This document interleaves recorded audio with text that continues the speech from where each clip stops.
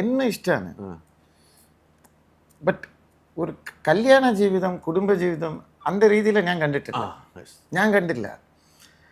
പിന്നീട് എൻ്റെ അമ്മ പറഞ്ഞു, അമ്മയ്ക്ക് ഇങ്ങനെ ഒരു ഞാൻ சொன்னேன், അമ്മ എനിക്ക് എവിടെയത് നമുക്കത് ഇല്ലടാ, ചില പേര് നമ്മൾ കണ്ട് ജീവിതം ജീവിച്ച് കഴിഞ്ഞിട്ടാണ് നമ്മൾ ഇഷ്ടപ്പെടുന്നത്. നിന്റെ അച്ഛനെ ഞാൻ ആദ്യം കണ്ടപ്പോൾ എനിക്ക് ഇഷ്ടമാണോ ചോദിച്ചു. എല്ലാവർക്കും അങ്ങനെയാ, ആദ്യം എനിക്ക് ഇഷ്ടമെന്ന് തോന്നുന്നുണ്ട്. അച്ഛൻ എന്നെ മരിച്ചു, അന്നേ ഞാനും മരിച്ചു. അത്ര സ്നേഹം എനിക്ക്, നിനക്കത് ബോധ്യപ്പെടും. ആ ബോധ്യപ്പെട്ട ശേഷം നിങ്ങൾ ഒന്നിച്ചാൽ മതി. എനിക്കും ഒരു 3 മാസം സമയം എടുത്തു ബോധ്യപ്പെടാൻ.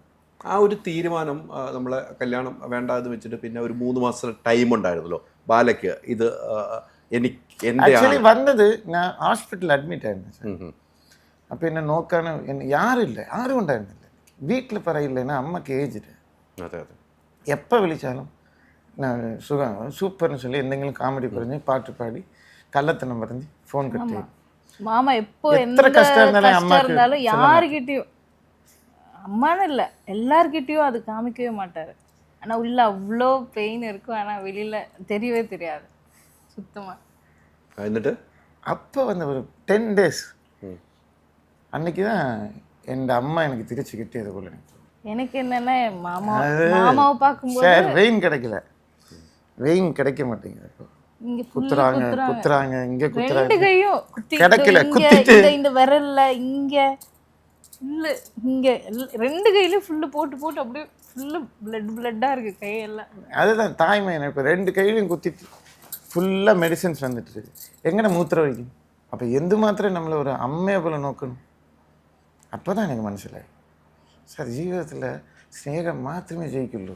സ്നേഹിച്ച് ജീവിച്ച് മരിച്ചിട്ട് പോയാൽ മതി. ഇത് അങ്ങനെ വിശ്വസിക്കുന്നതല്ല. ഞാൻ ദ്രോഹി അല്ല. എനിക്കും ഒരു സ്റ്റോറി ഉണ്ട്. അത് പറയാതെ റീസൺ മറ്റവരുടെ ലൈഫ് നാശമായി പോവും. ഞാൻ ദ്രോഹി അല്ല. അവർ நல்லா இருக்கணும்னு പ്രാർത്ഥിക്കുന്നതല്ല, ആരായാലും ശരി. എനിക്ക് തോന്നുന്നു ഹോസ്പിറ്റലിൽ കിടന്നപ്പോൾ ബാല അത് കഴിഞ്ഞിട്ട് നമ്മൾ കാണുമ്പോൾ ബാല പറഞ്ഞ കാര്യങ്ങളും അന്നൊന്നും ഇദ്ദേഹത്തെക്കുറിച്ച് നമ്മൾ പറഞ്ഞിട്ടില്ല അല്ലേ?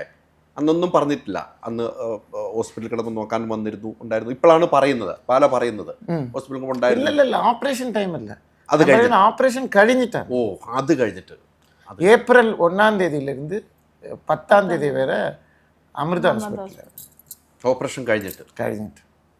ஓ, அந்த ஒரு மாதம் ஃபுல்லாகவே ரொம்ப ஹெல்த் வந்து அதுக்கும் ஒரு காரணம் இருக்கு.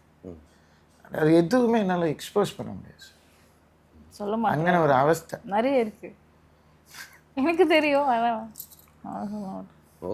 மாமாக்கு അറിയാം, உங்க മനസ്സിൽ தான் இருக்கு. ஆமாம், ஹாஸ்பிட்டலுக்கும் தெரியும், അവരെല്ലാം ട്രീറ്റ് ചെയ്തത്. ഈ 3 മാസത്തെ ഒരു തീരുമാനമാണല്ലോ കല്യാണം കഴിക്കാമെന്നൊരു തീരുമാനം ഉറപ്പിച്ചു.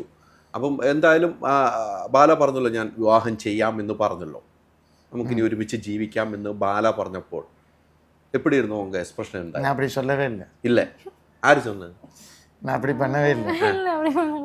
ஒரு நாள் அன்றைக்கி வந்து கடை எல்லாம் அடைச்சிருந்து நேராக கருகப்பள்ளி போயிடும்.